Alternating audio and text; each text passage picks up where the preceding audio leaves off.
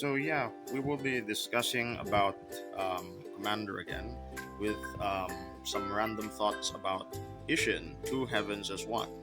He's a Mardu colored commander that's red, white, and black. A legendary creature, human samurai. If a creature attacking would cause a triggered ability of a permanent you control to trigger, that ability triggers an additional time. His stats are average, being a 3/4 for 3 to cast, or 3 mana. I've always had a soft spot for the archetype samurai, or the creature type samurai. It's just that Wizards of the Coast never gave us a good tribal samurai commander. I guess Ishin will have to do. Anyways, I have seen quite a lot of tutorials or a lot of guides on YouTube about Isshin Two Heavens as One. So I'm not going to bore you with the same old cards. I will throw in a bunch of things that seem uncommon and fairly budget friendly. So first up, everybody knows Captain Lannery Storm. Haste whenever Captain Lannery Storm attacks, create a treasure token.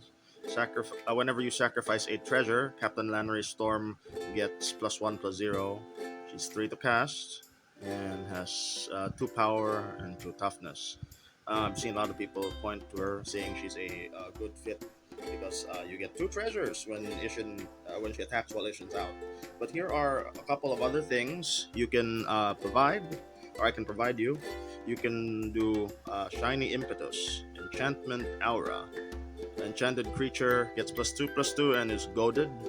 Whenever enchanted creature attacks, you create a treasure token, not the owner of the enchanted creature.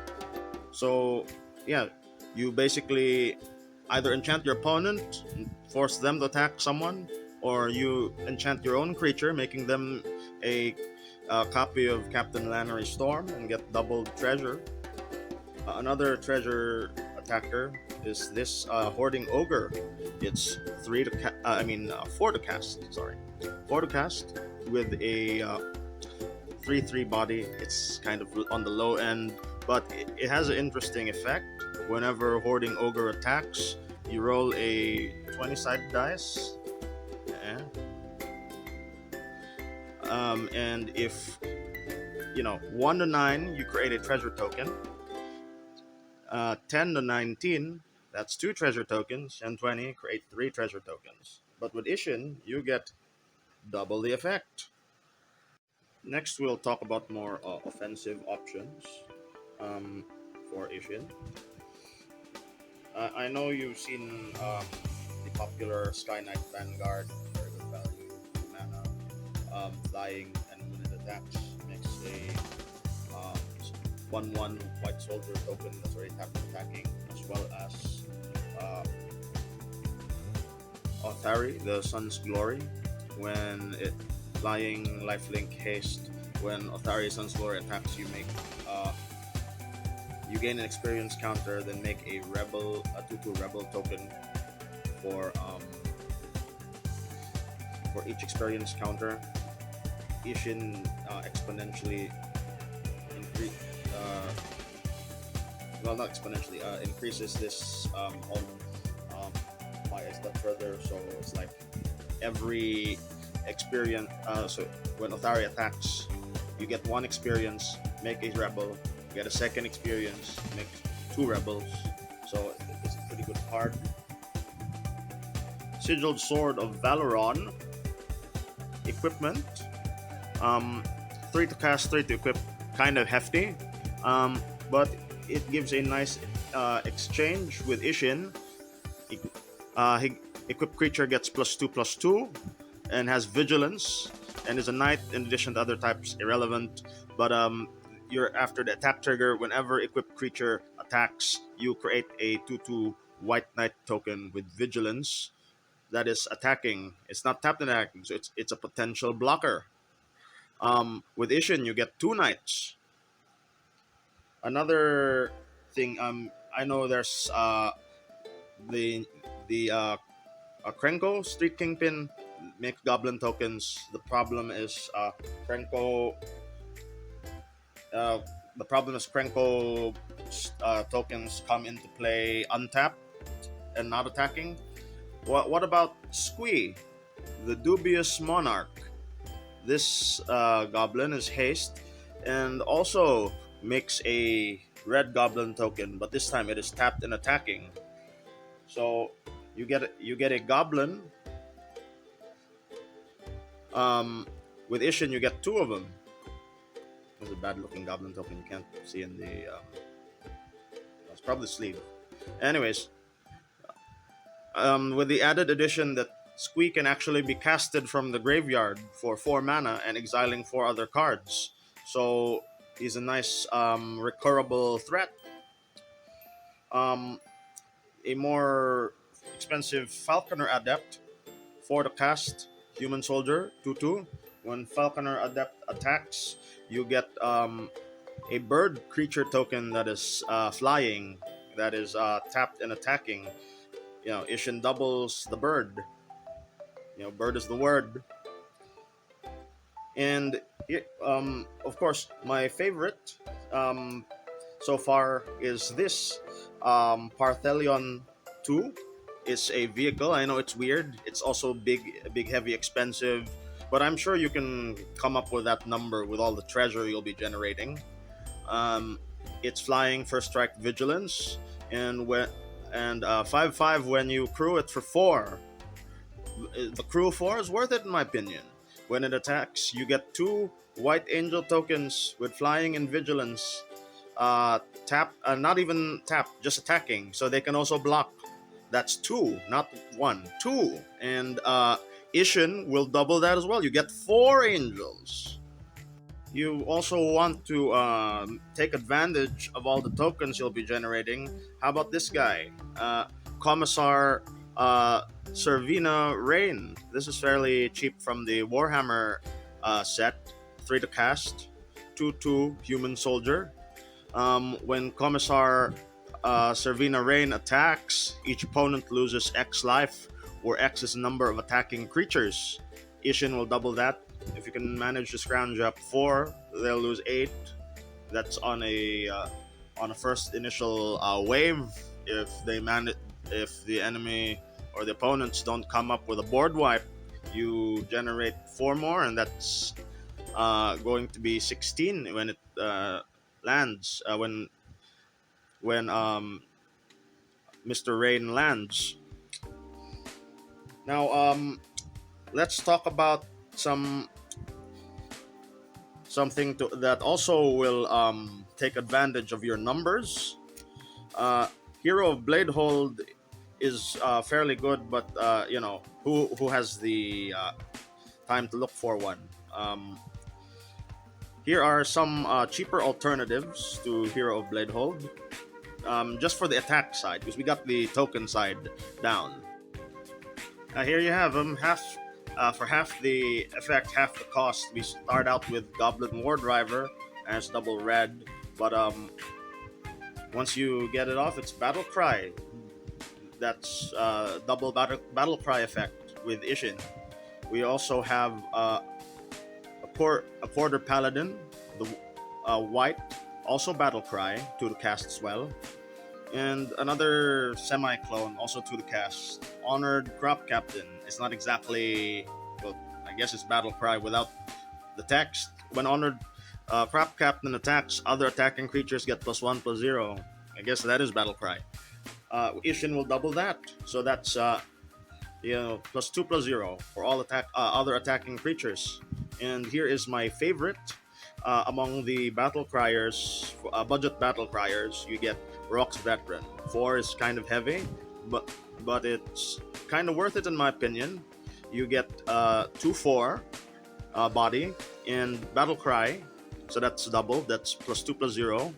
And when Rock's Veteran attacks, you tap a target creature an opponent controls.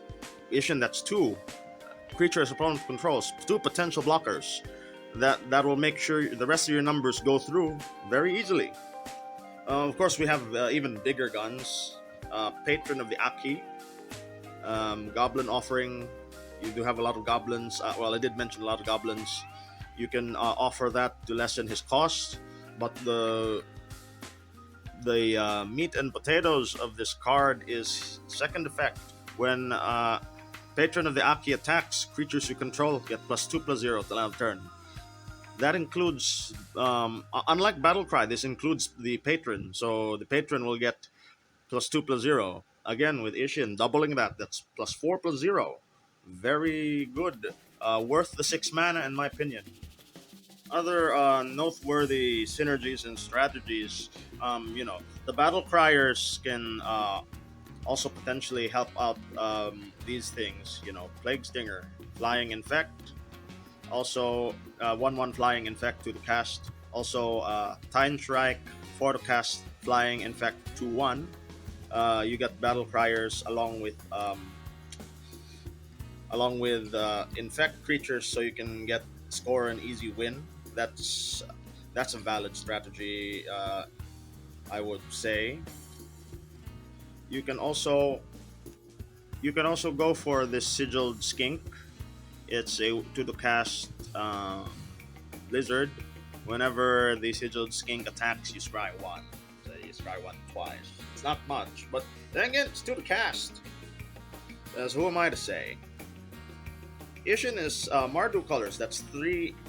That's three colors. You can make do with Civic Saber. It's not really a attack trigger, but for one to cast, one to equip creature gets +3/+0. Sounds like a steal to me. Of course, let's go for the deluxe version, Conqueror's Flail. This one's got a sleeve on. I hope you can see it. Yeah, to the cast equipment. Equipped creature gets +1/+1 for each color among permanents you control. So that's to the cast, to the equip, +3/+3. And the better effect. As long as Conqueror's Flail is attached to the creature, the opponents can't cast spells during your turn. That's right, you heard it. Say goodbye to counter spells as long as he's equipped. Most of the cards I've mentioned so far are cheap to cast, so Isshin is definitely going to be definitely a fast-paced commander. You can up your tempo using cards like this: Authority of the Consul, 1 to cast, enchantment. Creatures your opponent control enter the battlefield tapped. Whenever a creature enters the battlefield under opponent's control, you gain 1 life. This sort of adds more pressure to the opponent. They can't just immediately block your attackers by just summoning creatures. They have to wait a whole turn, so that's some fair advantage. You also would like to put in this also, in my opinion. It's a great addition. It also comes with a attack trigger at the end of its stage. Paladin class. Spells your opponent casts during your turn cost 1 more to cast. It's a nice staple or stack effect. You definitely will want to tax the counter spell casters or the people who cast kill spells at instant speed. Also, once you level it up, creatures you control get +1/+1. Always a good thing when you're dealing with tokens. And lastly, the attack trigger I mentioned. Whenever you attack, until end of turn, attacking creature gets +1/+1 for each other attacking creature and gains double strike. Some of the tokens I mentioned are flyers. You have flying. Do the math. Give them double strike. That's some of the 2 cents I can recommend for your standard Isshin deck. But what about some of those unusual strategies? Let's discuss 2 of them. Let's discuss 2 of them. Let's start off with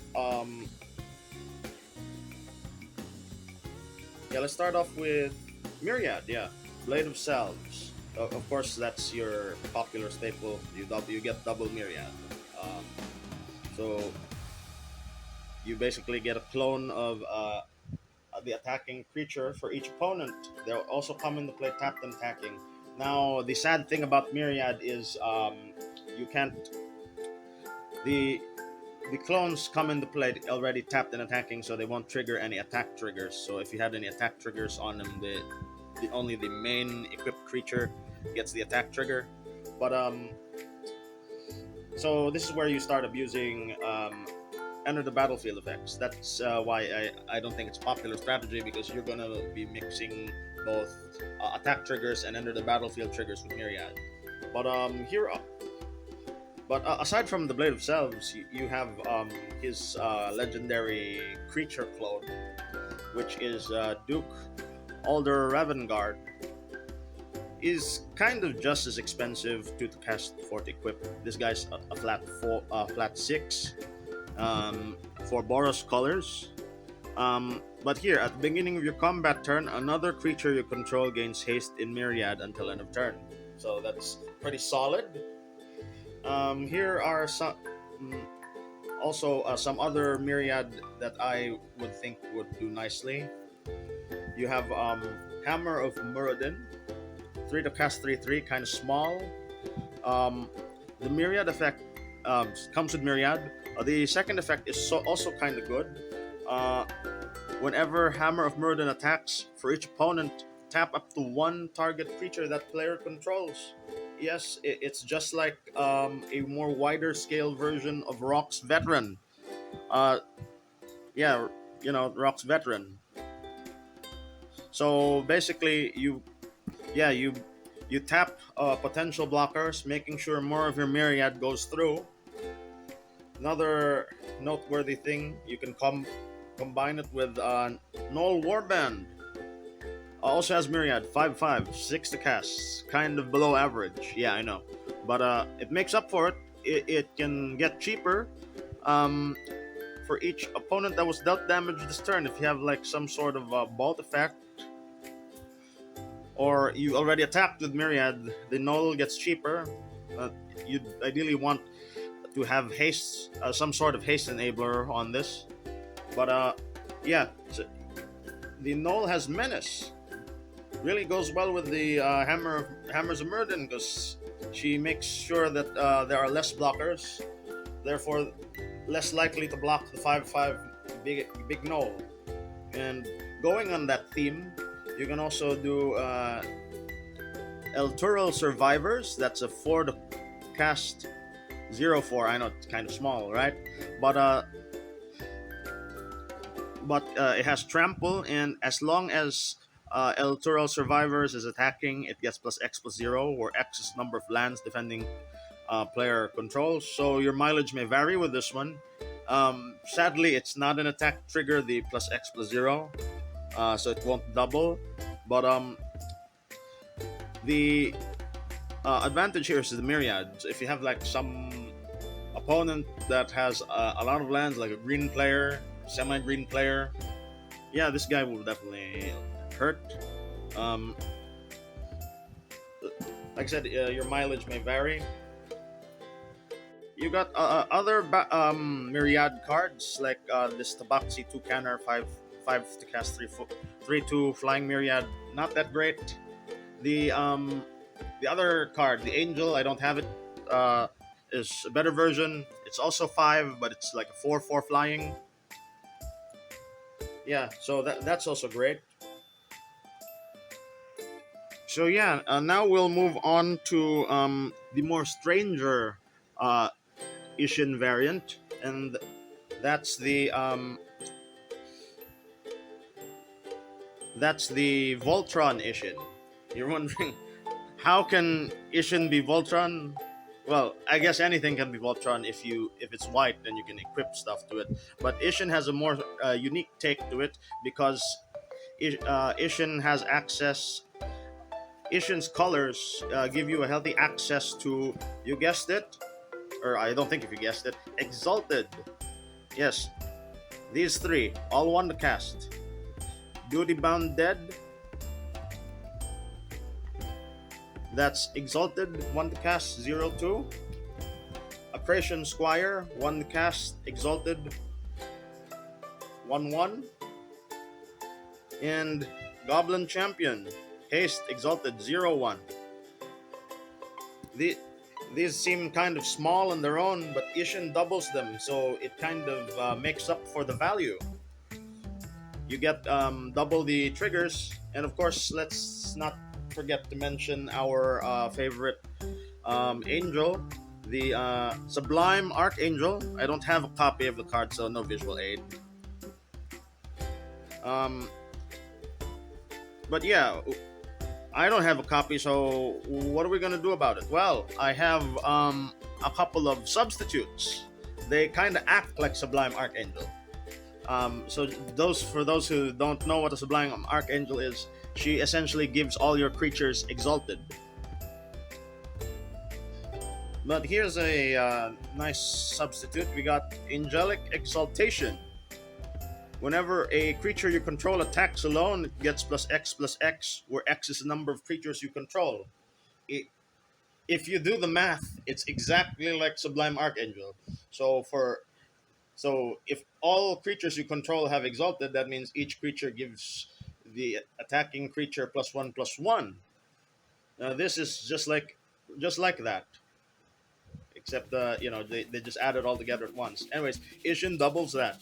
So if you have Isshin attack alone, you have like five creatures. Isshin gets plus 10. Wow. Another clone of Sublime Archangel comes in the form of equipment, and that's Sigil of Valor. When equipped creature attacks alone, it gets plus one for each other creature you control. Equip cost is one as well. Very cheap to cast, very cheap to equip. Now, there's a slight difference in the math. It doesn't count the creature that is equipped. So if you have five creatures in this attack, it just gives you plus 8. Because, if assuming Isshin is part of the five. But that's still a nice boost. I, don't deny it. It's a very nice boost. And the interesting thing about it is these two are searchable in white. Yes, white tutors. You gotta love them. Steel Shaper's Gift. The idyllic tutor. Of the like. And what is interesting with this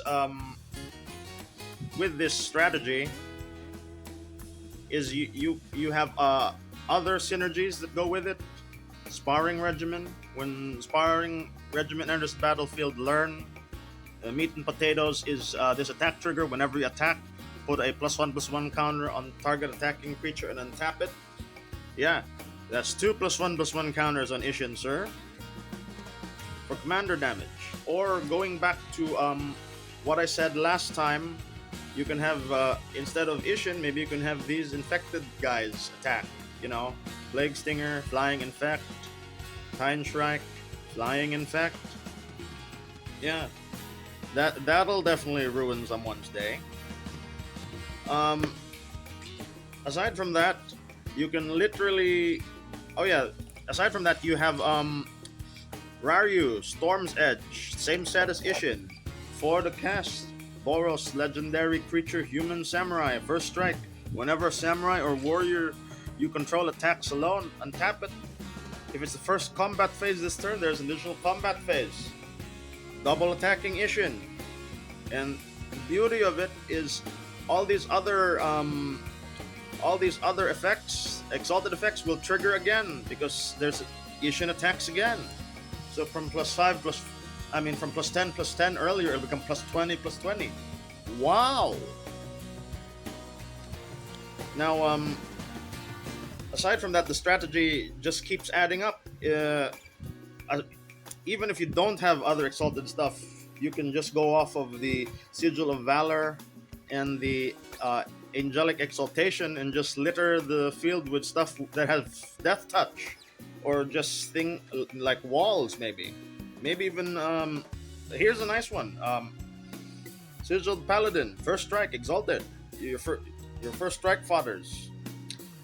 Just make a wall, prevent them from attacking. You equip it with the equipment I mentioned earlier, Civic Saber, or not the Civic Saber, the Conqueror's Flail, because this one keeps track of colors you control. So pretty powerful stuff. Also, if you want to keep it a bit pure, there's also a Samurai Captain, Haste. Whenever a samurai or warrior you control attacks alone, it gets +1/+0 until end of turn for each samurai or warrior you control. Now, I have to admit, not everything there was a warrior or a samurai, but I mean, even with just this and Isshin alone, that's already +4/+0. That is worth the 5 mana, in my opinion.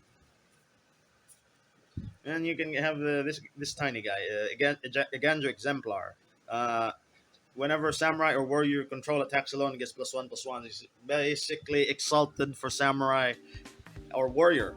That'll also add up to the Asarai captain. Those are completely optional.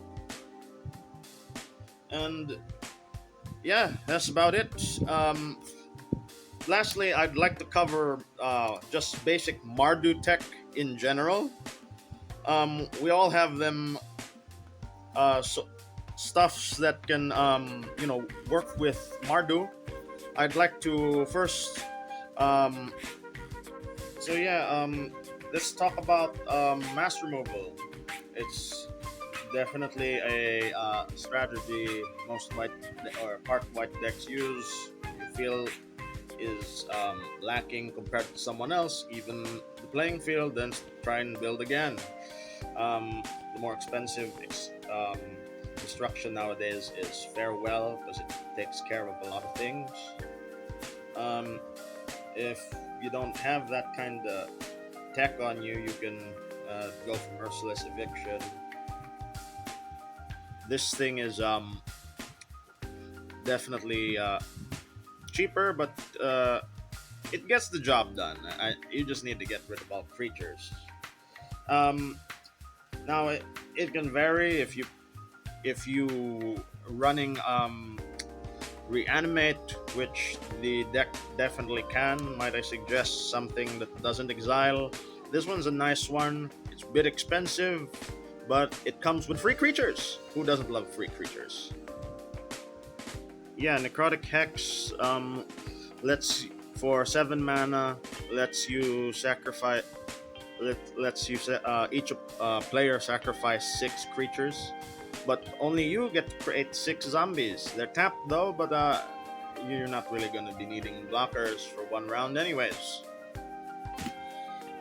More on theme with you know with creature removal that generates creatures. We got good old Martial Coup. Uh, Pretty solid mass removal. Also 7 mana. Also, well, minimum 7 mana. Yeah, that's double white and 5 because you need to have at least 5 or more to destroy all other creatures. But you get at least 5 white soldiers. This one, not so much. I guess it works in a pinch. Kaya's Wrath. Destroy all creatures. You gain life equal to the number of creatures you control that will destroy this turn. For Token Maker, this is kind of good incentive, especially if you need to reset the field because they have better shit or better stuff than you. Sorry for I don't know if it's like that. Maybe I'm not gonna post this. It's like kid friendly, or maybe I'm allowed that one curse word. I don't know. Living Death. I know it's fairly fairly common thing. I'm supposed to be talking about stuff you normally don't see in a Mardu deck, but I have to note that because of the recent reprint, it did go down in price. The Warhammer. Besides, it's Warhammer. Who doesn't love Warhammer? Each player exiles all creatures from the graveyard, then sacrifice all creatures they control, and put all creatures exiled this way into the battlefield. Basically, what's in your graveyard goes to the field, and what's in your field before goes to the graveyard. Fancy talk. Let's talk about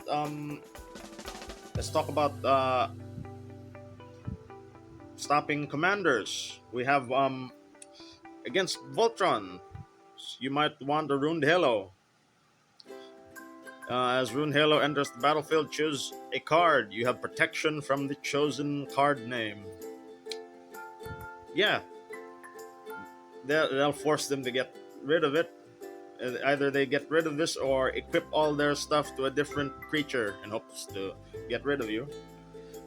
Also, for the really for commanders, either Voltron commanders or commander pieces, commanders in general that are hard to remove. We have out of time. Out of time enters the battlefield and tap all creatures. They phase out until out of time leaves the battlefield. Put a time counter on out of time for each creature phased out this way. Vanishing, it will lose a time counter every upkeep, and it gets sacrificed if it has no more counters to give. So, yeah, if for people who are not familiar with phasing out, because it's a pretty old term for the new players out there, if a commander is phased out, you do not have the option of putting it to the command zone, meaning because it never left the field. So it's stuck there until this thing goes away. Pretty nice tech, and it's fairly cheap still. Probably will go up in price soon if they remember how this works. And I'll also like to point out people would need a spot removal, definitely spot removal, like the instant speed sort of thing, especially like Swords to Plowshare or Path to Exile.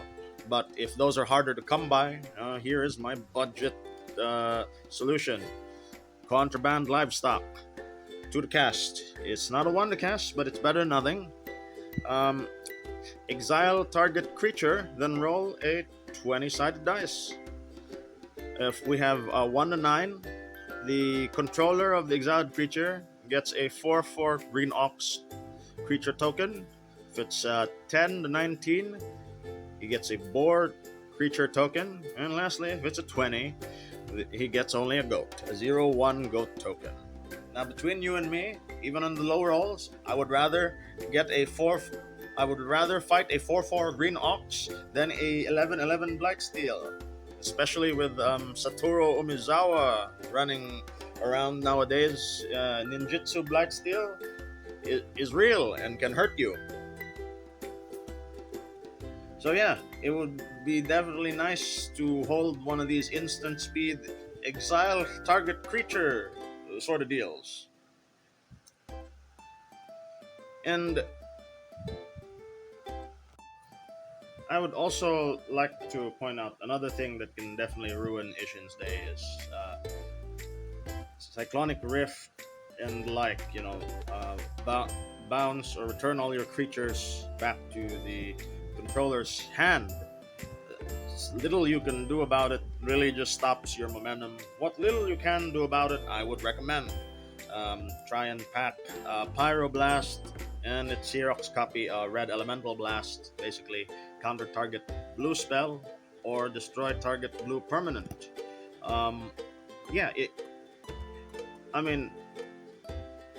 is definitely needed if you're in a pod or if you're usual people like running blue.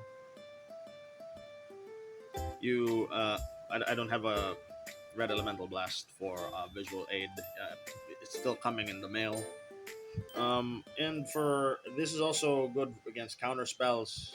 They definitely are annoying, but as long as you get the Conqueror's Flail out, you should be fine against counter spells. But in general, if you don't have it out, you can also try Reverberate. Copy target instant or sorcery spell. You may choose new targets for the copy. These are your bread and butter red cards. Most red decks will definitely run these sorts of deals. You're also black. You'd have access to the black version, Imp's Mischief, but that's like kind of expensive. Let me quick search it on my phone. Let's see. Mischief. Okay, that's a good. It's $10 or $20, give or take. Yeah, I basically don't have the money for that sort of thing. Well, I guess if I save up, but yeah, yeah, if it's in your budget, go ahead, get a Imp's Mischief. That's definitely good against. Is as good as you can get for counter spell for the Mardu colors. You just basically try and catch a counter spell off guard with it.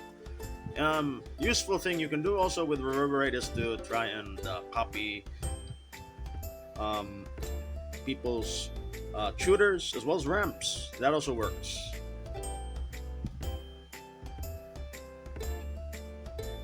Actually, Imp's Mischief is more like redirect. This is copy. Just trying to clarify that. So I guess that's all I can think of regarding the topic of Isshin, Two Heavens as One. Again, I love the samurai um, creature type. Unfortunately, we don't have tribal samurai as of yet. The samurai are either too small or have two separate effects that they can't synergize. But yeah, this one's one of my favorite commanders so far because of its typing. Anyways, I hope you enjoy this video, and I'll be back soon with more commander talk. Uh, yeah, leave a like, comment, and subscribe. Have a good one.